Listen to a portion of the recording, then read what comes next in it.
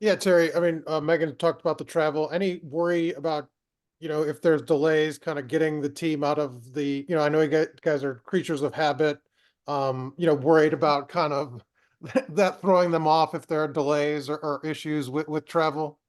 Well, yeah, here's the thing, Mike. There's just so much you can control. We cannot control the weather and what it's going to do. And so, we'll be light on our feet and we'll do what we have to do. But what we will not do is we will not get in any aircraft if it's unsafe. I can promise you that. But as of right now, everything is good to go. We're scheduled here to practice, film at 10, and then we're scheduled to be at the airport at 2 o'clock for a 2:30 departure. Seth. Yeah, Terry, when you were talking about this game the other night, and you mentioned the bitterness that you all felt after Caitlin Clark hit the buzzer beater last year to win that game, is that feeling something that kind of sticks with you going into a rematch like this? Like, does that kind of give you all some extra fuel for a game like this? Yeah, I don't know, Seth. We didn't talk about it. I think obviously, Chloe, because she fell and was a little bit delayed in getting to Caitlin. As a coaching staff, we probably feel like we might have made a different decision, to put somebody on the ball. So all those things go through your mind, but at the end of the day, you can't change any of it. But we've always had great battles when we go over there and play. It's two really, really great teams, and I have my sense is that it's going to be another great battle between two really good teams. We have to, whether they've it gives them extra motivation. I don't know. I just think, the motivation of what we're trying to do in terms of our goals, they're the next team that's on our schedule that we have to go and figure out a way to beat. Mike, did you have another question? Hand still raised. I didn't know if you had something else. Yeah, sure.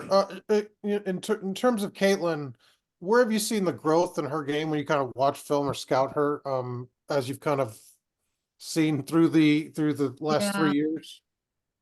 I think, and she talked about her strength that she put on, the good strength, the good weight, I guess, in terms of her body and, her durability. I think that's part of it, her conditioning, her strength, the durability, because, so much is on her, in terms of scoring and taking a lot of shots, but also, she sees different coverages. So I think just probably mentally, the growth that she's had, the physical growth as well, are probably two things that, come to my mind. I mean, she's still taking shots from, where she's always taken them from, and making plays, which, are incredible, to watch. So, I think she's matured also as a player, on the floor. And so, yeah, and that's what I'm sure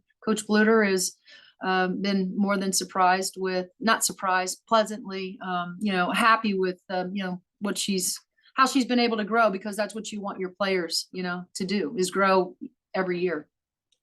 Matthew. Hi, Coach. This is probably going to be the biggest stage since Stanford. I know that earlier in the season you said that you don't necessarily care all too much about rankings and stuff, but do you think amongst you or the players talking amongst themselves, do you think that there's added motivation to kind of get one back on sort of primetime television after that Stanford loss? Well, we talked a little bit about that yesterday. I think for us, we just want to perform better, than we did the second game of the season. And so I think we will. I think we've made improvements. I think we've grown as a basketball team. I said this yesterday with the Big Ten. One of the things about winning a championship, just because you do that a year ago doesn't mean then the following year you get to start in the middle of the mountain and climb. You got to start at the bottom again. And we've improved as a new team, as a different team than we were a year ago. We've improved since the Stanford game. And so, I think for us, it's a great opportunity to showcase, our program, Iowa's program, the Big Ten, on a national stage. And, I feel like it's going to be, as I mentioned, it's going to be a great battle between two really, really good teams. Todd. Terry, when it comes to your team from the outside looking in with so many players back from last year, it would appear that the chemistry is very similar, but every team is its own entity. Every year is different. What's been different about the chemistry of the team this year versus last year? I think if you ask our kids that question, Todd, they would tell you that it's probably better than it was a year ago. And, just in terms of, we're playing, more kids off the bench. They've always had a great, they've had great chemistry, synergy. They love each other. They want each other to do well, and they're about each other. And so, when you have a team like that certainly helps on the floor. I don't care what anybody says. A team that's close in that locker room is typically connected and close on the floor. And so, I think that we've been really lucky here at Indiana, especially the last probably 5 years with the chemistry that we've had, and that's our culture, and that's being about something that's bigger than ourselves, and so it's continued to grow. But like I said, I've heard our kids talk before, and I've talked to them about locker rooms and so forth. And, they feel like it's even better than it was a year ago, which I think is a really good thing. Skip. And last year was really good. So. Good morning, Coach. You guys had a little bit of challenge earlier in the week against the pressure inbounding on against the pressure. 2 or 3 turnovers on the inbound. Of course, that pretty rapid fire 10 count crossing the line. Do you expect to see any full court press against Iowa, and what have you done to address that? Yeah, I don't think that we'll see that, Skip. I don't know. I don't coach their team, but that's not something that they are,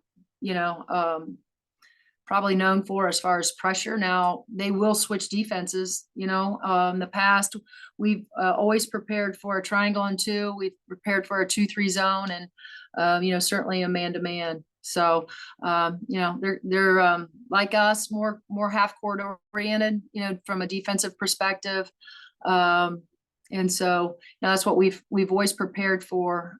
These are 2 teams that know each other quite well. So, that's been our preparation the last 2 days.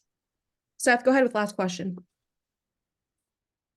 Okay. Well, actually, 2 things, if that's okay. She's got like 3 minutes. So. Okay. Then obviously, Monica Sanano inside was a big presence for them last year. She's gone, and they have Hannah Stolke inside now. Just from scouting them, just how has she been able to kind of fill in for them, and what are you looking for from that matchup between Mackenzie and Stolke? Well, they've always had great post play. Jan Jensen, who's one of their associate head coaches, does a terrific job with their post play. And Stolke she's a great athlete. And so first, her rim running, is something that we're going to have to be prepared for. She probably has better ball skills than Cesano had when you bring her out on the perimeter. So our ability to be able to sit down and guard her off the bounce from the high post area, Mac will have to do without fouling. Lily will have to do without fouling. She's physical. And so, she's a challenge. I mean, yes, Cesano was, she and Mac had great battles, but, they've, Stolke's different, as far as her game, but nonetheless, she's very talented. Did you have something else, Seth? Yeah, and I was just going to ask, was it in fact just ice and tender loving care that Chloe needed on the ankle? Yeah, that's exactly what she needed. She's good to go. All right. Thanks, Coach. Thank you, guys.